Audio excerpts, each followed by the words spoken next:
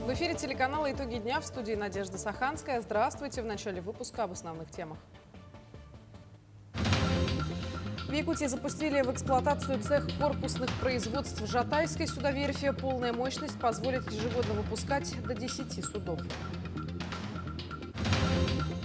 От стойбищ до подземных рудников в Якутии подготовили более 800 площадок для проведения диктанта Победы. «Будь готов, всегда готов». В Якутске прошли пожарно-тактические учения. Сезон клещей уже не за горами. В Ленском районе продолжается вакцинация против энцефалита. Известный роман в новой трактовке. Саха-театр представит новую постановку «Мастер и Маргарита».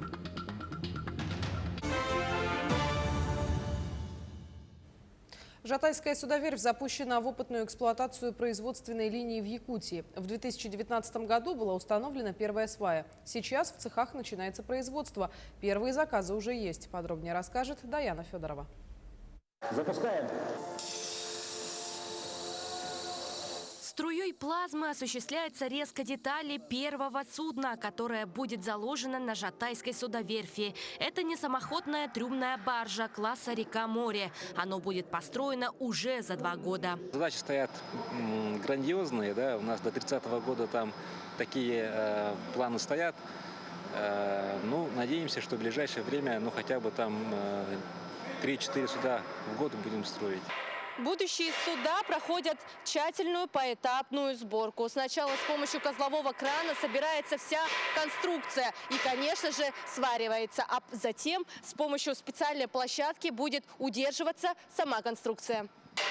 Предприятие будет способно производить до 10 судов речного класса в год. Проект обеспечит обновление флота для грузоперевозок по Ленскому бассейну и Арктике. На Дальнем Востоке «Звезда» есть в Владивостоке, и наша Жатайская судоверфь есть. Это северо-востоке страны, получается, где будем строить, обновлять флот. В целом судопромышленность дальше будет в республике развиваться и дальше будет только наращивать свои силы.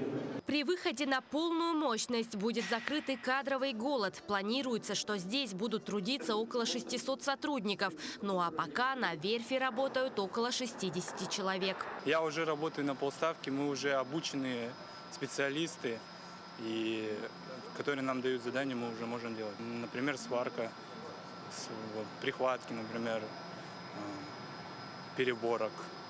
Здесь работаю в год, ровно год, и в моих обязанностях входит электрогазосварка. И мы собираем баржи, малоходные судна. Работа вовсю кипит. Первое соглашение о строительстве малотоннажного парома подписано с Унтарским улусом для сельхознужд. Оно будет запущено на воду летом этого года. Жатайская судоверфь, кроме речных судов, судов класса «Река-море», может производить практически любые металлоконструкции. И в этом году уже будет делаться мост для Чурапчинского улуса. И это лишь начало большого пути по обновлению внутреннего водного транспорта региона. До 2036 года на заводе планируют построить около 100 речных судов. Даяна Федорова, Джулстайн Накинтьев, Жатай. В медиацентре прошла презентация нового молодежного центра «Патриот». Целью центра станет не только патриотическое воспитание, но и развитие молодежной политики, добровольчества и поддержки молодежных инициатив.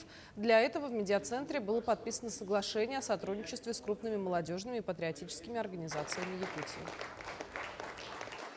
Сам центр будет располагаться в корпусе «Бригантина», в здании «Бригантина».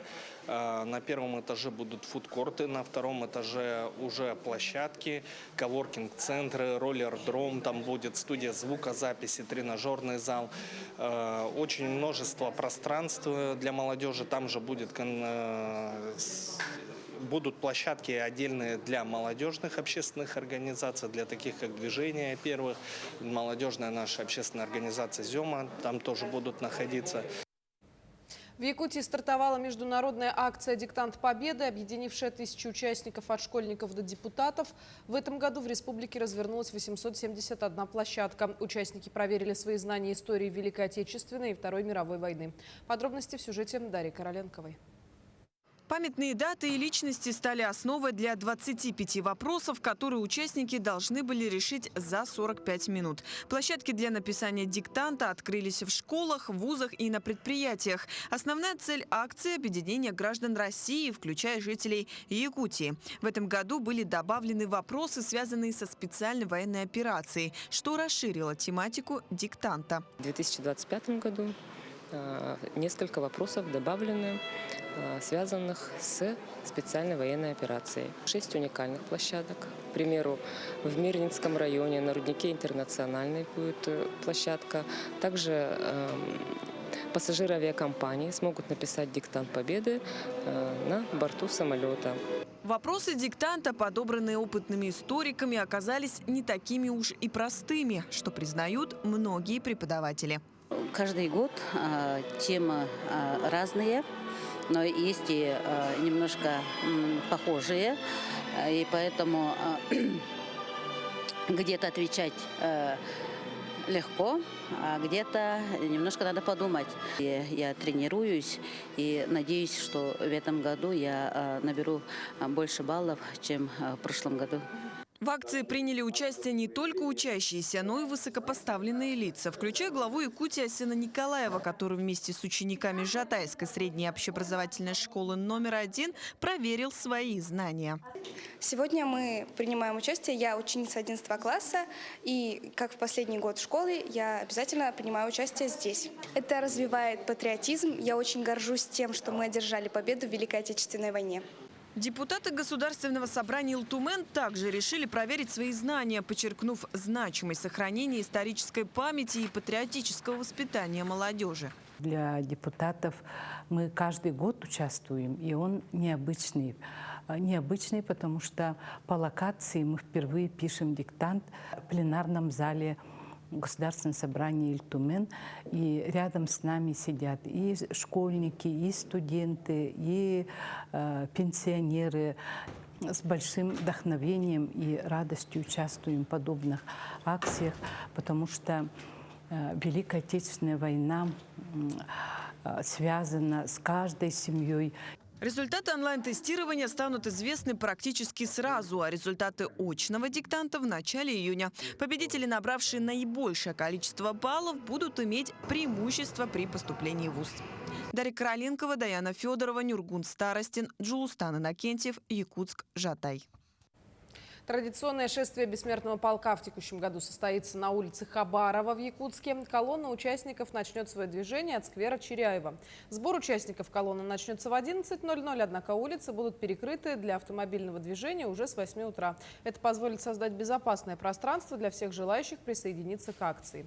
Волонтеры окажут поддержку и помогут сориентироваться на местности. Организаторы акции акцентируют внимание на безопасности участников. Для этого будут созданы 7 контрольно-пропускных пунктов, которые обеспечат порядок во время мероприятия. Во времена Великой Отечественной войны письма были единственной связующей ниточкой между солдатом и его близкими. Сейчас эти потрепанные временем фронтовые треугольники – самые честные свидетели событий 40-х годов. Выставка «Треугольники судьбы» открылась в музее «Россия. Моя история». Среди экспонатов 27 подлинных писем 12 воинов-якутян. Подробности расскажет моя коллега Иржена Гармаева. Фронтовые письма – самые трогательные и искренние документы военных лет. Читая строки, адресованные родным, невозможно остаться равнодушным, не посочувствовать автору-солдату, не проникнуться его тоской по дому. Погрузиться в эпоху Великой Отечественной войны можно на выставке «Треугольники судьбы». Я вот когда читал эти письма, это действительно вот та эмпатия, которая нам всем сейчас нужна. Вот. И они пишут в этих письмах о том, что они защищают нашу Родину, и они не сдадутся ни за что, потому что за ними стоит страна, их родные, близкие. Вот. Ну и письма их любимых и дорогих родственников тоже пронизаны этой любовью. Все они жаждут, конечно же, скорейшего окончания войны и встречи. Вот. Поэтому это такой очень трогательный момент. В этом проекте очень много души. Письма можно не только почитать, но и послушать. В слова вдохнули жизнь актеры Русского и Саха театров. Я могу только радоваться и гордиться тобой. Фронт и тыл нашей страны едины. Для удобства посетителей на выставке используются современные мультимедийные технологии. На таких вот экранах, покажу вам на примере Всеволода Бочковского, можно познакомиться с биографией фронтовика, изучить письма в оцифрованном виде и тут же посмотреть на подлинную весточку, написанную его рукой. Сейчас для большой семьи Бочковских письма героического предка – самая ценная реликвия. Конечно, дорожим, бережем. Очень трепетное отношение к этим письмам, потому что в этих письмах прослеживается любовь к своему народу, к своей родине. В каждой строчке вот это вот идет понимание того, что все равно победа будет за нами, что все равно враг не пройдет, и мы всеми силами будем защищать. Также, конечно, видна любовь к своей семье, к своей жене, это к моей бабушке Ираиде Мисаиловне, и к своим дочерям. Воочию взглянуть на треугольники судьбы можно в Музее России «Моя история» до 29 июня. Вход для всех посетителей бесплатный. Ржана Гармаева, Нюргун Старостин, Якутск. К другим темам. С 18 апреля создана рабочая группа по проведению рейдовых мероприятий в ежедневном порядке на берегу реки Лены из Нижнего Бестяха.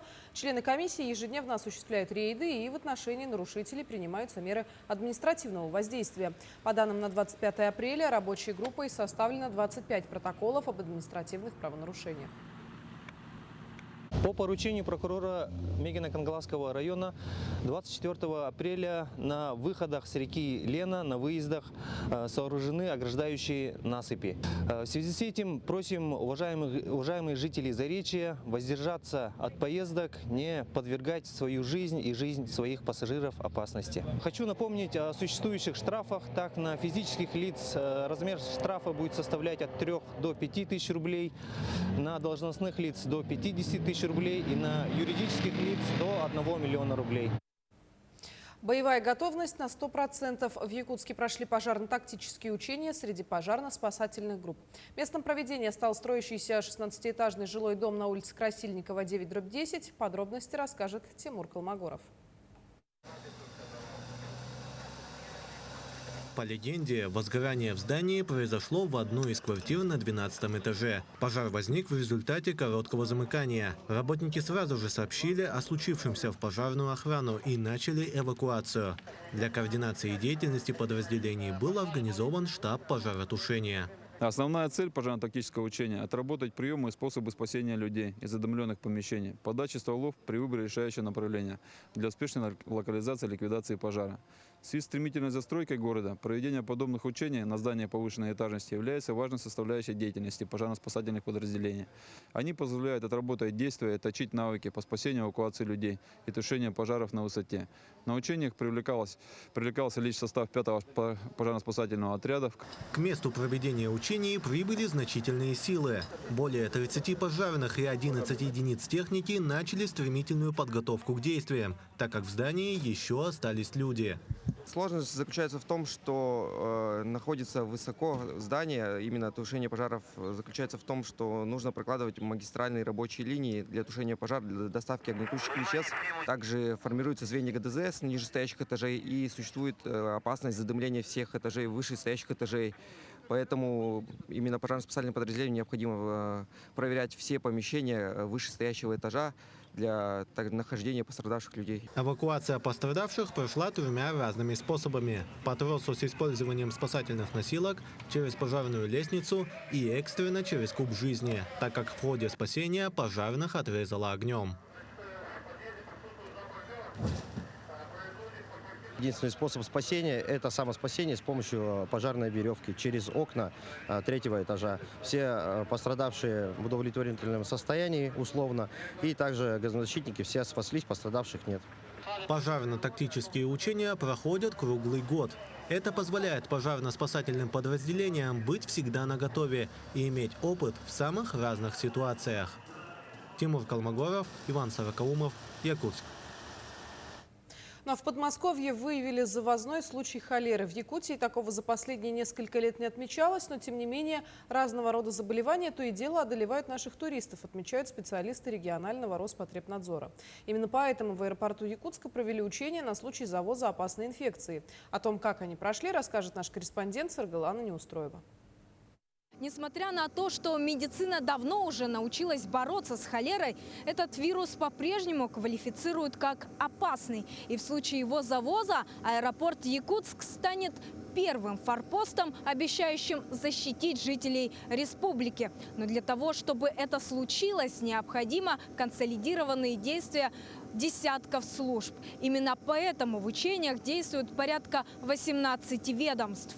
А здесь задействовано, конечно, и Управление Роспотребнадзора, и Минздрав республики, и таможня, и Россельхознадзор, и службы аэропорта, авиакомпании. Все те, кто стоят на границе, они вот сегодня как раз отрабатывают весь механизм. Готовимся к посадке. По легенде, 38 пассажиров авиакомпании «Якутия» летели с Харбина, но на самом деле вирус был привезен из Индии. Для больного этот город оказался транзитным. Согласно протоколу, пассажира изолировали от остальных до приезда соответствующих служб. Но что сказать, не самая приятная поездка для всех ее участников, но здесь главное отработать оперативно. Мы докладываем командиру воздушного судна. Далее командир воздушного судна уже принимает решение о том, что о посадке, докладывает диспетчерам о таком пассажире у нас с возможным инфекционным заболеванием. Второй бортпроводник должен раздать маски всем пассажирам, перчатки, обработать их руки. Затем приезд скорой, эвакуация больного и остальных пассажиров в соответствующие медучреждения, и воздушное судно готово к санобработке. Ситуация, можно сказать, рядовая для специалистов. Как правило, в сезон отпусков возрастает количество завоза разных заболеваний. Избежать этого нельзя. Наши жители, они, в общем-то, по всему миру ездят и возвращаются из стран разных, в том числе и Юго-Восточная Азия, в том числе и Африка, в том числе и вот Индия. Из последних, наверное, у нас были завозные случаи кори были, завозные случаи гриппа были, малярия была из Африки, денgue из Таиланда. Подобные учения и протокол, по которому они проходят, едины для всех и ведутся по всей России. Но кроме этого обеспечивают нашу с вами безопасность и всем известные пункты досмотра. Как говорится, правила в авиации написаны, ну если не кровью, то точно исходя из неприятных ситуаций. Саглана Неустроева, Иван Сорокаумов, Якутск. В Ленском районе продолжается вакцинация против клещевого энцефалита. Сезон клещей уже не за горами, а значит и выезды на природу, экспедиции и дачу. Как известно, Ленский район входит в территории эндемичные по клещевому энцефалиту. В прошлом году зарегистрировано более 250 укусов. Население активно вакцинируется, опасаясь за свое здоровье и здоровье своей семьи. Около прививочного кабинета в профилактории «Кедр» длинная очередь. И это несмотря на то, что бесплатная вакцина против клещевого энцефалита уже закончилась. Очередная поставка ожидается в начале мая. Ленчане в преддверии сезона клещей стараются максимально обезопасить себя от их нападения. Я проживаю в частном секторе, поэтому я решила предостеречься и поставить вакцинацию. Всей семьей прививаемся. Муж у меня ездит по командировкам, тоже обязательно. Поэтому все здоровый образ жизни сохраняем и рекомендуем всем прививаться. Основной мерой профилактики клещевого энцефалита является заблаговременная до начала сезона вакцинация, которая способствует выработке устойчивого иммунитета против данной инфекции. Знает это и Светлана Тарасова. Женщина пришла уже на второй этап вакцинации. В силу своей работы я езжу на слегам, так как я работаю главным агрономом. И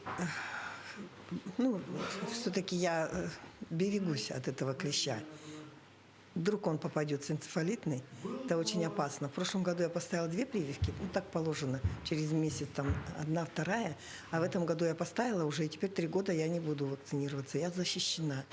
Надо сказать, что Ленский район с 2023 года вошел в число 4 территорий Якутии эндемичных по клещевому энцефалиту. В прошлом году было зарегистрировано более 234 укусов клещей. Инфицировано 38 особей, из них 12 обнаружено с инфицированностью клещевым энцефалитом и 24 с боррелиозом. Прививку можно сделать в прививочном кабинете детской и взрослой поликлиники. Также работает и выездная группа медицинских сестер, которые вакцинируют работников предприятий. Светлана Балеева, Виталий Андреев, Ленск. Многофункциональному центру Якутии исполняется 15 лет. Сегодня МФЦ – это не просто учреждение, а надежный помощник для каждого жителя республики, гарантирующий комфорт, скорость и качество обслуживания. Центр активно развивает цифровые сервисы, трансформируя формат одного окна в мультиокно, где каждый житель республики может получить услуги быстро и удобно. Компания «Арктик Телеком» провела стратегическую сессию по открытию первой в Якутии лаборатории телеком-технологий. Новое научно-техническое пространство предназначено для проведения полного цикла работ в области телекоммуникаций. Подробности далее. От диагностики и ремонта до испытаний и модернизации сложного коммуникационного оборудования, адаптированного под суровые климатические условия Якутии. Эти и другие задачи должна решить стратегическая сессия по вопросам создания уникальной лаборатории. Мы вместе собрались для того, чтобы как раз подумать над образом будущего так называемой лаборатории телекоммуникационных технологий, которая на самом деле позволит нам в последующем эти технологии внедрять с большей скоростью, с большим качеством и эффективностью. На самом деле в «Арктик Телеком» еще с 1973 года уже действует производственная лаборатория, которая в свое время, в 1982 году, занималась монтажом и установкой антенных систем на башню в городе Якутске. Вот башня, которая 240 метров, как раз коллеги и занимались. Обеспечение связью отдаленных населенных пунктов республики – одна из приоритетных задач правительства региона. Проблемы с качеством связи, мобильным интернетом, спутниковым и кабельным телевидением в арктических и отдаленных населенных пунктах поможет решить создание лаборатории телекоммуникационных технологий. Вот эта наша лаборатория, она должна стать таким хабом для других организаций связи тоже, чтобы в нашей республике связь работала бесперебойно, и мы могли разговаривать, поставлять интернет со всех точек, связываться со всеми нашими родственниками, коллегами и решать вопросы насущные и также по работе бесперебойно. Проект «Синергия Арктики», запущенный правительством Якутии, помогает жителям отдаленных и арктических территорий всегда быть на связи. Лаборатория как раз поможет в этом. Вы представляете нашу республику, огромные расстояния. Для того, чтобы реализовать такой проект, нужны не только финансовые средства, нужны реализация технологий. По сути, переходы через реки, гористую местность, большие расстояния, отсутствие электроэнергии, передача сигнала на дальние расстояния – это на самом деле непростой такой технологический вызов. Лаборатория не только повысит качество услуг, но и увеличит надежность сети в условиях резко континентального климата Якутии. Все это даст толчок к дальнейшему технологическому росту всей отрасли связи Якутии. Вероника Тырская, Нюргон Старостин, Якутск. Состоялось торжественное закрытие муниципального этапа Всероссийского конкурса «Воспитатель года-2025». В борьбе за звание лучшего участвовали 10 педагогов из разных детских садов Якутска. Среди них опытные наставники с 25-летним стажем и молодые специалисты, которые только начинают путь. Конкурс проводился в течение 2 дней. Участники провели открытые занятия и мастер-классы. Нововведением конкурса стало проведение брифинга по актуальным вопросам дошкольного образования. Жюри оценивало не только профессиональные навыки, но и умение создавать атмосферу доверия для детей. Победитель представит Якутск на региональном этапе конкурса. Отличие этого конкурса от предыдущих: в этом году собралось наибольшее количество участников со всех муниципальных дошкольных учреждений, в том числе частных дошкольных учреждений. Впервые внесена номинация «Признание воспитателю», в онлайн-голосовании которого приняли участие родители детей дошкольного возраста. Саха академический театр 24-26 апреля представляет известный роман Михаила Булгакова «Мастер и Маргарита» в постановке Сергея Потапова. Это не просто спектакль, а мистическая драма, философская притча о любви и борьбе добра со злом. Персонажи проживают свою жизнь в параллельной вселенной, в суровых якутских реалиях с авторскими режиссерскими фишками. Сергей Потапов экспериментирует с формой подачи, не меняя сюжет романа русской классики. Повелителя сил тьмы Воланда играет молодой артист театра Василий Белолюбский. Также в спектакле задействованы заслуженные артисты Аял Амосов, Ульяна Павлова, Петр Садовников, Иннокентий Луковцев и другие. Можно сказать, больше 10 лет тому назад я про это думал, про это произведение. Но для меня очень сложно сделать инсценировку, потому что это проза, а нужна такой драматургический какой-то ход должен быть. И вот появился один талантливый человек, он мне это сделал. Само произведение немножко мистическое. Оно в этом плане как-то она ближе к нам. К этому часу это все новости. Таким увидели этот день наши корреспонденты. Мы продолжаем следить за развитием событий. Ну а я на этом с вами прощаюсь. Хороших выходных.